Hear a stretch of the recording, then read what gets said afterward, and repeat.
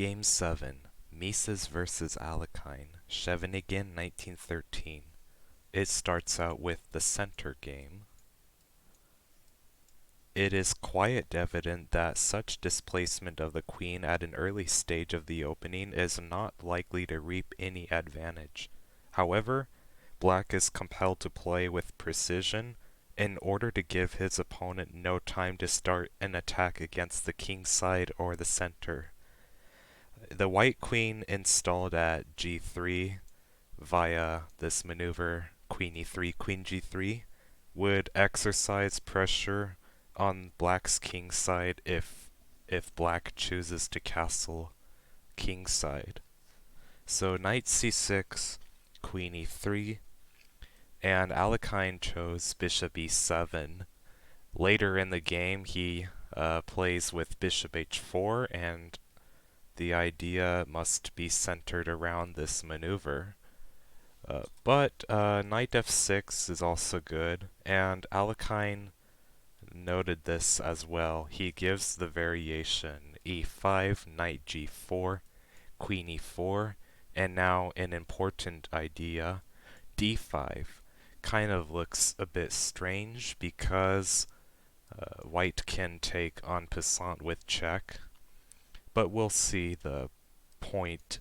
After bishop e6 and d takes c7 trying to win a second pawn, or have a net positive of one pawn, what do you think black should play here? Black has one nice resource, according to Alekhine, queen d1. And okay, we're forced to take, but now we get this royal fork, and we will pick up the queen, and the c7 pawn is going to be recaptured, but also with the king not being able to castle, the fact that the E and D files are open, it's going to be strategically decisive. No doubt, there's no doubt that black is better here. Alekhine also gives the variation bishop a6, and queen takes d6, bishop takes b7, queen b4, trading queens. And in this situation, it might look a little bit hard to assess because on one hand, we are threatening the fork knight takes f2 check, also a2 is hanging, and we can activate our pieces very quickly, like bishop c5 and then bring the rook to d8. On the other hand, the knight on a1 seems kind of out of play, right? It's commonly known that such knights on a1 or h1 are likely to get trapped. I don't think that white will have time ever to trap and capture this a1 knight because the bishop can always take on a2. White has to respond to the threat knight takes f2. And even if white wins the knight, black might have a way to use his development to make time to either compensate or to win a piece back.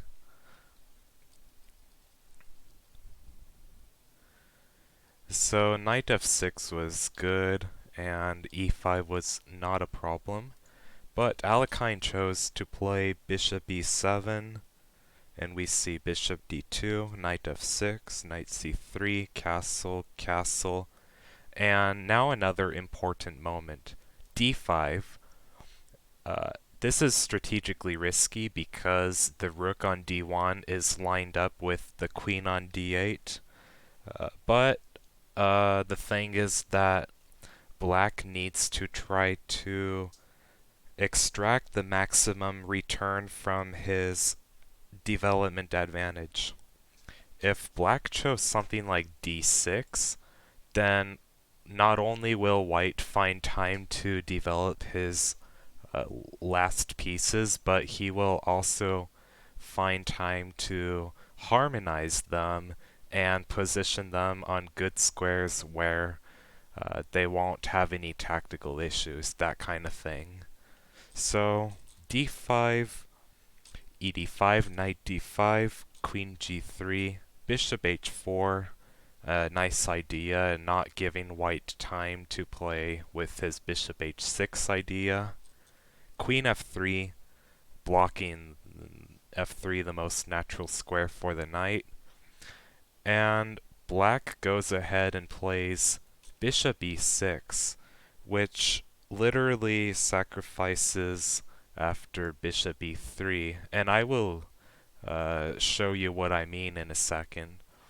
But knight takes c3 was considered more logical according to Alekhine. And then we will see bishop takes c3, queen g5, bishop d2. Any other move would just run into bishop g4.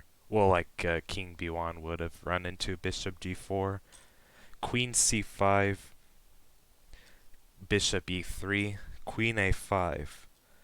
And black has a much better position, and he also doesn't need to calculate exact variations. But bishop e6 was played, and white plays bishop e3. So bishop e6 is a piece sacrifice, or some sort of sacrifice, because the knight on d5 is attacked 3 times, only defended twice. The rook is pinning it, and there's no good way to defend this knight. If knight goes from c to e7, then you just simply take and play queen h5. We have 2 threats, which are c4, exploiting the pin on the d file, and then just capturing h4 is the other threat. So this would be a disaster. And okay, Alekhine responds to this in a nice manner. What do you think? Alekhine goes ahead and sacrifices the queen for a knight, rook, and, well, basically a pawn. Knight takes c3 was played in the game. And another variation that is similar to this is going to be what after knight cb4. Well, after a3 and then taking c3, knight a2, king d2, rook d8, or sorry, knight b1 first. The knights on b1 and a2 would be comedically just out of the game. These knights would not be functional, and the a2 knight would have been better placed on c6. This is why the simple approach of playing the straightaway knight takes c3 is just much better. Knight takes a2, bishop e2, and knight a b4, knight h3, rook f e8. Okay, this rook f e8 move is not just an aimless move. The actual idea is that it will serve as a basis for subsequent combinations that Alekhine has in mind. Knight f4 was played, I guess, to stop bishop d5, kind of, because after a move like rook d1, this would run into bishop d5, and okay, here we can play bishop f6. Black has a great position, and there's no good way to stop the threat of bishop e4 in this case. So knight f4, bishop f5, rook c1, And another interesting idea, g6. The idea of g6 is to play knight takes c2 followed by knight b4, which cannot be played right away because if we try to take now and play knight b4, the problem is, knight d3 and bishop e4. White has a nice, um, well, nice way to clearly attain a fine position. What do you think? Knight takes b4 is the best move, giving back the queen. But if we look at this position, okay, black has a rook, but white has two minor pieces for the rook. And white is down two pawns, but he's going to win one of the pawns back. And with the rooks, with white having one rook left, this will aid him greatly in the attack with the two bishops. So white should be practically better, and this is not something Alekhine would want to allow.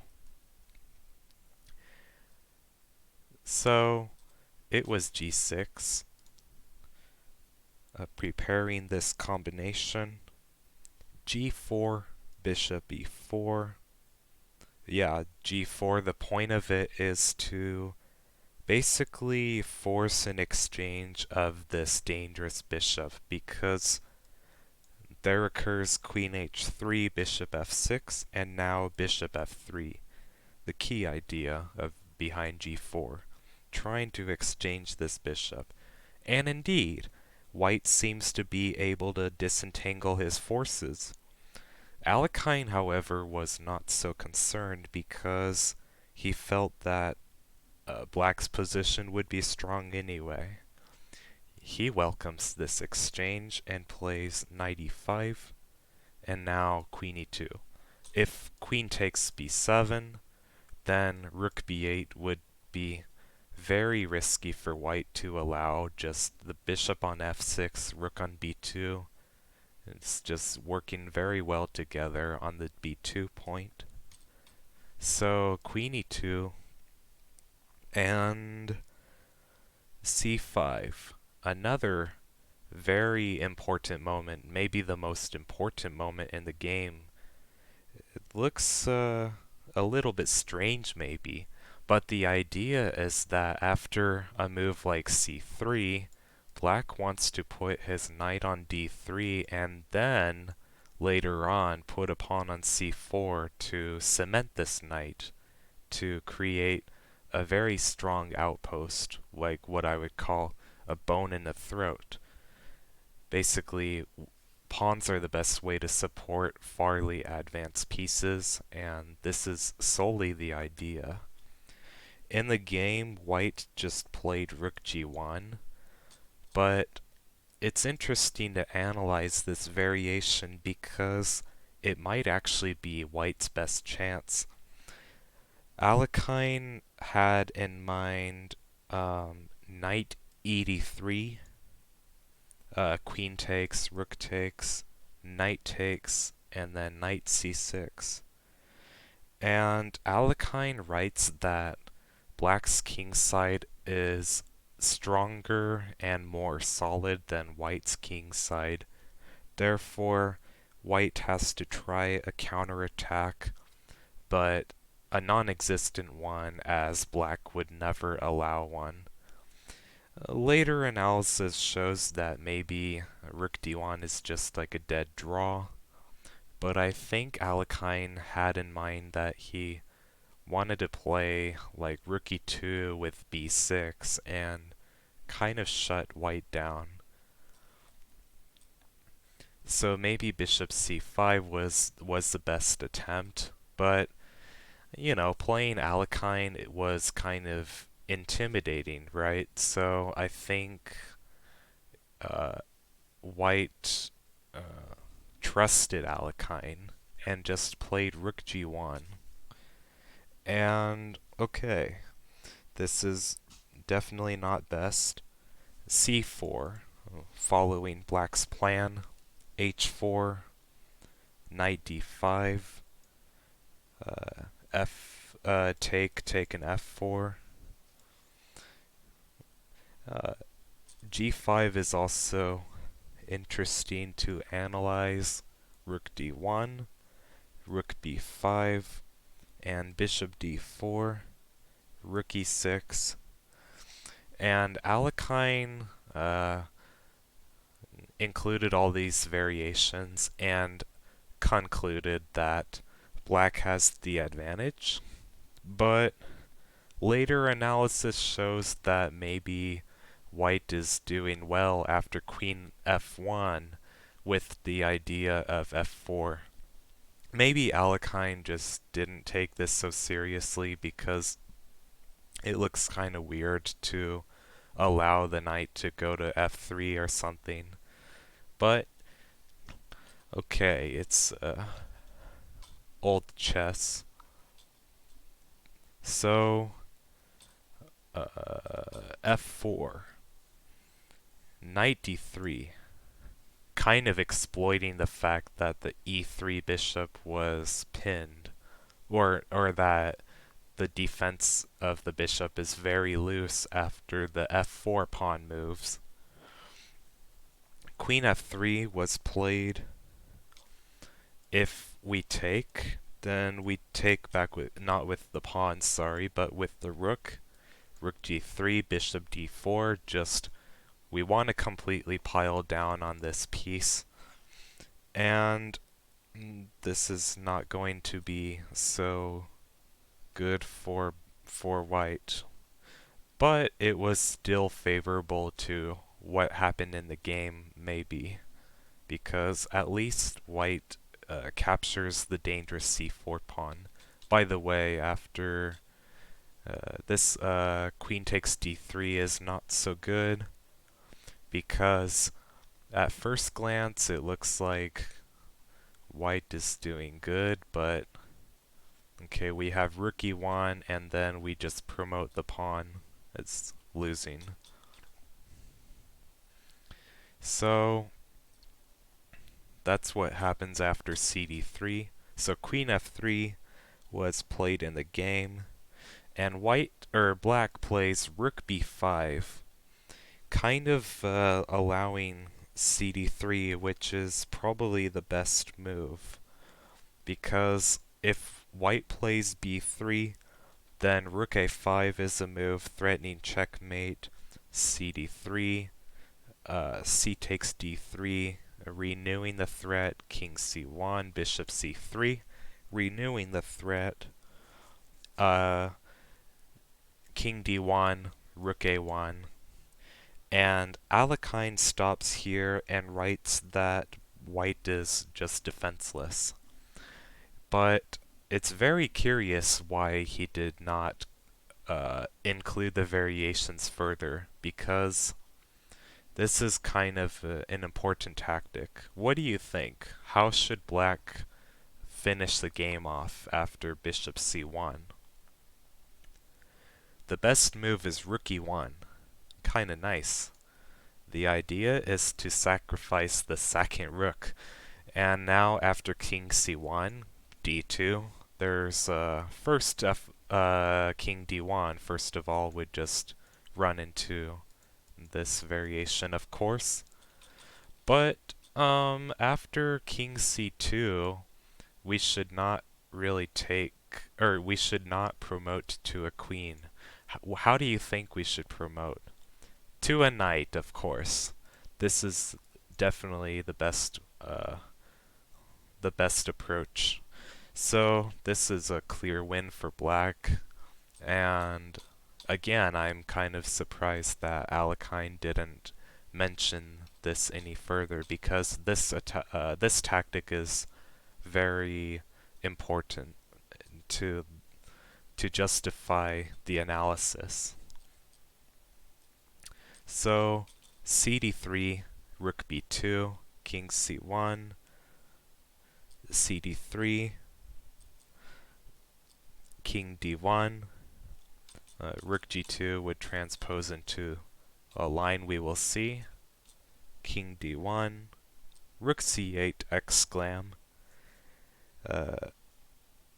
So black is threatening to double the rooks on the 7th. So the only way to stop this is with rook g2, but it was not enough for white because rook b1, it will be a concrete variation. Rook b3, kind of interesting move. King d1. Also, after king e1, I guess you can just play rook c1 because you cannot take the rook with the bishop. We're just hitting everything. And if king f2, then bishop h4. So king d1 would be forced, but then black will create two problems that white cannot react to. Rook b1 is a very strong threat, and d2 is coming next. So this would virtually lose for white. I think computer analysis confirms this. So after rook c8, it's a nice idea because you are doubling the rooks for free. On the other hand, white actually found a way to hold a concrete draw after queen e4. This was not played in the game, this is just like further analysis. The idea is to put the bishop on d4, but also, well, first you want to take on d3 and just get rid of that pawn. Alekhine did not really consider this, but yes, this will be the holding idea for white. He plays a mistake, g5, and then black carries on with his plan, rook c to c2, exclam. So all of a sudden, I guess black is forcing a mate in 2 with rook b1, rook takes c1. And therefore, white doesn't have time to take the bishop. One of the reasons why g5 is like a mistake is because eventually the bishop wants to come to c3 anyway. And g5 does not only not stop that, but it provokes it, it encourages it. And so that's the problem with this move. Rook c to c2, king e1, and white resigned because after this point white resigned because bishop d2 is just hopeless. Yeah, the rest is just simple. Well, I hope you got something out of this. This was Alekhine versus Mieses, and a pretty important game to include in your study of classics. It started out with the center game, and black just plays in a very active manner and takes precision very seriously, very much like Alekhine's usual style. Once again, thank you, and I hope you enjoyed.